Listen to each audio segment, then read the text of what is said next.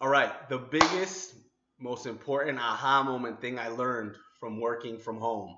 The biggest thing I've learned from working from home is that it costs you a lot less money to work from home. I can survive on half of my income, like half of what an ordinary job would have to pay me, and it's because there's a few. It's really time. It's really how much time it buys you. So, for example, my girlfriend, my fiance, my wife. We got married, man. It's crazy. My wife works half hour away, right? She gets up in the morning about an hour and a half before she has to go to work. She gets ready, right? She does what everybody else does. She showers, um, she brushes her teeth, she makes breakfast, and she gets on the road for a half hour drive. So it's literally an hour and a half. So I get up, and let's talk about in contrast, right? I get up and I walk to my computer. I'm like, hi, I'm right at my computer. I'm in my living room right now. Sometimes I go to my office, but very rarely do I go to my office. I've tried to build my career to be remote. So that's an hour and a half. Okay, let's think about this for a second. Let's add this up. Right, that's an hour and a half. And then she has to drive a half hour back home, right?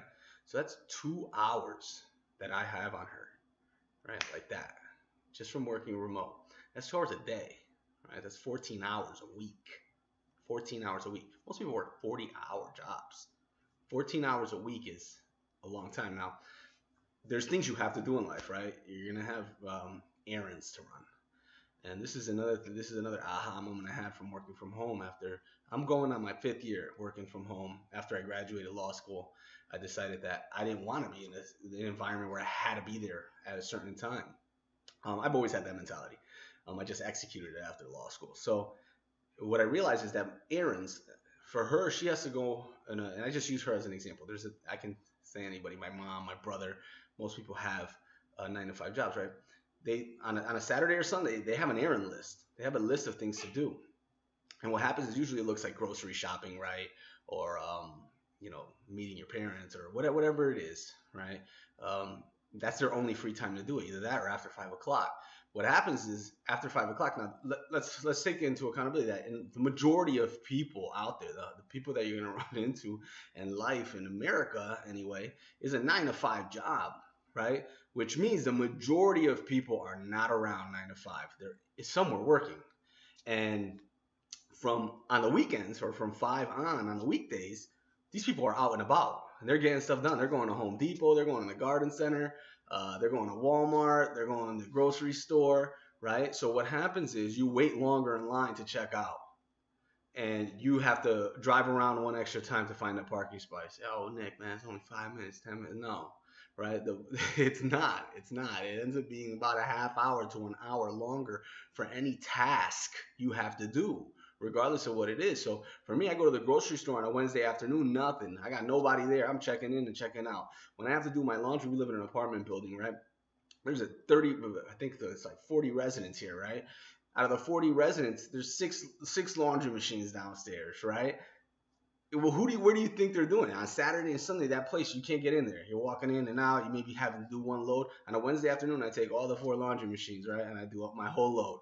It takes her an extra couple hours because she has to wait, right, on a Saturday. So between the driving time and the tasks that happen, you have a solid 20 to 25 hours a week. You know what you can get done in 25?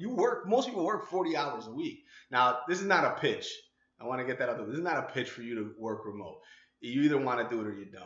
So I'm not here to convince you, but if you are on the line, I want you to think about a few of these things, right? So that's 20 hours a week. You know how much work? I think you can paint a Picasso or build a house, or there's a lot of things possible in 20 hours, right? I've seen a lot of things happen in 20 hours that you can create value. So really, that's my point in this video, is to show you guys what I learned, right, from working remote. So what I learned is that first, you have a ton of extra time, and then everything is cheaper. Everything is cheaper. So like, for example, I'll give you the grocery store example, right? I don't have to sit in traffic, so I use less gas literally to go there than anyone that would on the weekends. Vacations. Everybody has to take their vacations at a certain time. Most people, you want a night away, you got to take it on a Saturday. And on Saturdays when they jack up the rates, right? So me, I can go away on a Wednesday. This is a problem with my wife, right? She's still working full time, but we're working on that. But this is what I'm saying, that it becomes cheaper, right? It becomes cheaper when we look at vacation packages, because I have that ability to take it whenever I want. I mean, we were in Miami in the time when it was dead, right? And we had a great old time. But really, everything becomes cheaper. You know, going to the movies on a Wednesday afternoon is cheaper than going on Saturdays. So because you're against the crowd, right? Because you're in that minority that's not working 9 to 5, things actually become seamless, more seamless. They're easier to do. So that's the biggest thing I learned. So I really want to give this advice for people that already have a side hustle, or are looking to work remote and have been, working that game plan. You guys probably already have a blog or something. So it's any way to work remote. There's a million ways to work remote now. But if you're on the edge, realize that you're going to save a lot of money by working remote. Start taking into account the money you do spend just from having a job, because a lot of times that costs a lot more than you think.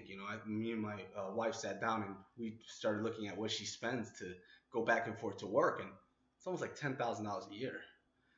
So you can take you can take a $5,000 a year pay cut and still make more than you would be making if you were just looking at your paycheck. If you guys have any questions about working remote, like I said, I've been doing it 5 years. I learned some tricks of the trade. Comment in the section below. If you guys have any other tips or stories to share, put the links down. I'd love to read them here on YouTube. Subscribe to the page, share or comment or like, or share to anybody you think can use this. And we're going to talk again. We're going to have another video right after this, guys.